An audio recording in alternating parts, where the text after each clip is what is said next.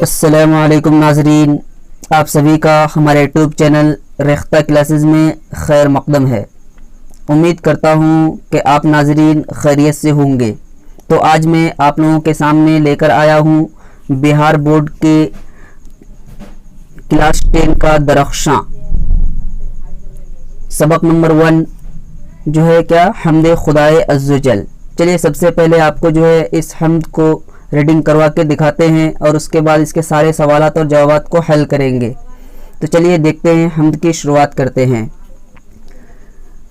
خالق دو جہاں ہے تو ایزد جلجلال ہے، یکتا ہے تیری ذات پاک عالی و بے مثال ہے، تیرے ہی باب فیض سے ملتا ہے دو جہاں کو رزق، سب کی حیات و موت کا مولا تجھے خیال ہے، قدرت خاص کا تیری عکس ہے بزم کائنات، کون و مقام جلوہ گر تیرا ہی ایک جمال ہے،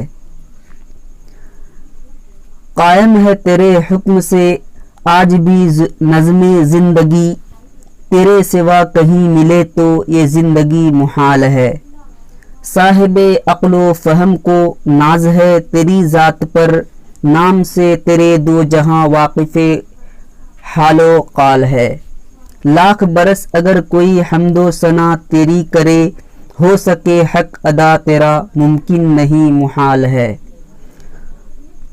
ظلمت دہر میں ہمیں نور سحر کی ہے تلاش، لطف و کرم کی ایک نظر مولا یہ عرض حال ہے، مقصد نیک میں صدا کر دے ہمیں تو کامیاب، تیرے حضور خاص میں اپنا یہی سوال ہے، شبنم بے نوا کو بھی دے دے عروج بندگی، فکر و طلب کی راہ میں آج یہ پامال ہے، پائمال ہے۔ چلیے تو یہ تو تھا حمد، اس کے سارے سوالات اور جوابات کو دیکھتے ہیں۔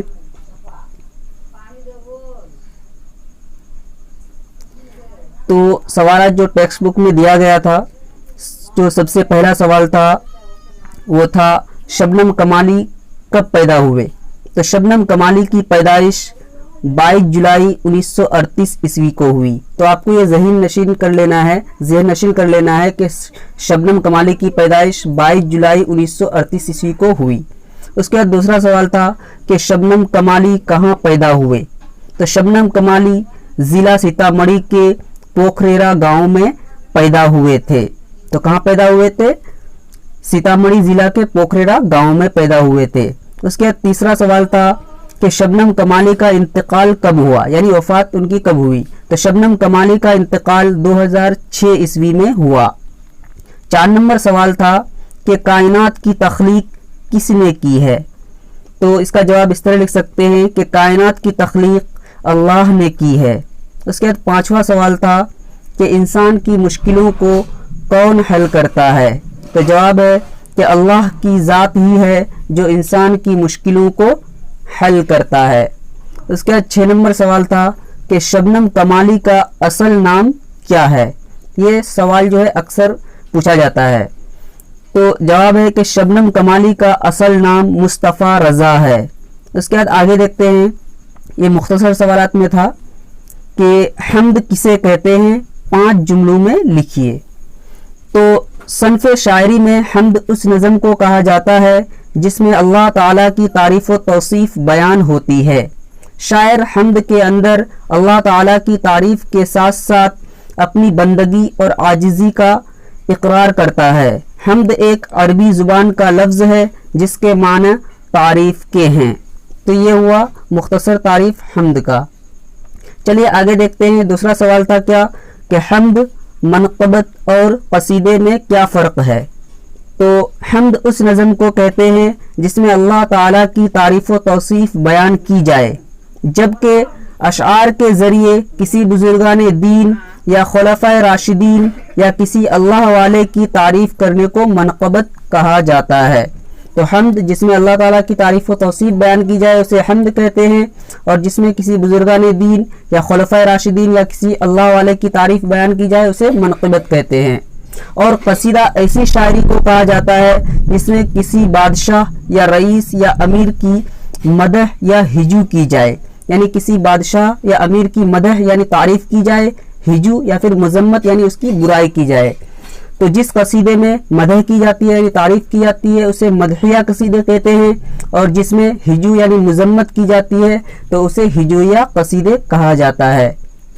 चलिए 3 नंबर में क्या था कि शबनम कमाली के 3 शेरी मजमूओं के नाम बताइए।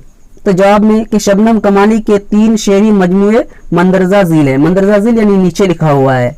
नंबर 1 पे है अनवार अकीदत, नंबर 2 पे है ज़ियाए अकीदत, और नंबर 3 पे क्या है फिरदौस अकीदत। उसके बाद चौथा सवाल था कि हम्द और नात में बुनियादी फ़र्क क्या है। तो हम्द और नात में बुनियादी फ़र्क ये है कि हम्द में अल्लाह ताला की तारीफ़ व तौसीफ़ बयान की जाती है, जबकि नात में अल्लाह के रसूल हज़रत मोहम्मद मुस्तफ़ा सल्लल्लाहु अलैहि वसल्लम की तारीफ़ व तौसीफ़ बयान की जाती है। उसके बाद आगे देखते हैं 5 तवील सवालात में दिया हुआ था, यानी इसका जवाब जो है थोड़ा लॉन्ग में होगा। तो शामिल निसाब हम्द के पहले शेर की तशरीह कीजिए। तो जवाब में इस तरह लिख सकते हैं कि निसाब में शामिल हम्द का पहला शेर ये है। तो पहला शेर क्या है कि खालिके दो जहां है तू एज़दे जुलजलाल है, यकता है तेरी ज़ाते पाक आली व बेमिसाल है। आली व बेमिसाल। तो हम्द के पहले शेर की तशरीह को देख लेते हैं। तो हम्द के पहले शेर में शायर अल्लाह ताला से मुखातिब हैं और कह रहे हैं कि ए अल्लाह तू ही इज्जत और बड़ाई वाला है, तू ही दुनिया और आखिरत को बनाने वाला है, तेरी ज़ात पाक और बेमिसाल है। तेरी ज़ात जो है पाक और क्या है बेमिसाल है। आपकी ज़ात पाक पूरी दुनिया में ला शरीक है, यानी आपके अलावा कोई शरीक हम किसी को नहीं करते हैं, यानी आप ही की हम इबादत करते हैं। आपकी ज़ात पाक के जैसा कोई ज़ात पाक नहीं। उसके बाद देखते हैं तवील सवालात में दूसरा नंबर जो सवाल था क्या था कि शबनम कमाली की शायराना खुसूसियत बयान कीजिए। तो शायराना खुसूसियत अगर देखें उसकी, तो जनाब शबनम कमाली एक बेहतरीन शायर हैं। वह अल्लाह और उसके प्यारे नबी हज़रत मोहम्मद मुस्तफ़ा सल्लल्लाहु अलैहि वसल्लम के सच्चे आशिक थे।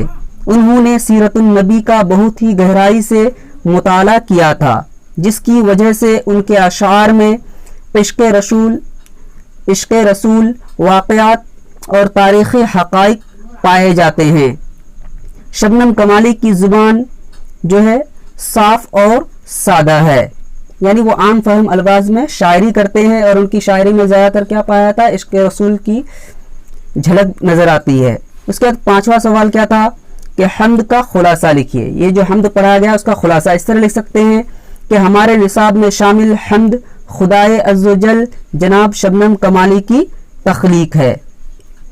तो इसका खुलासा इस तरह लिख सकते हैं कि हम ये जानते हैं कि अल्लाह ताला की जितनी तारीफ़ की जाए उतनी ही कम है, लेकिन फिर भी इस हम्द में शबनम कमाली ने जितना मुमकिन हो सका है अल्लाह की तारीफ़ व तौसीफ़ को बयान किया है।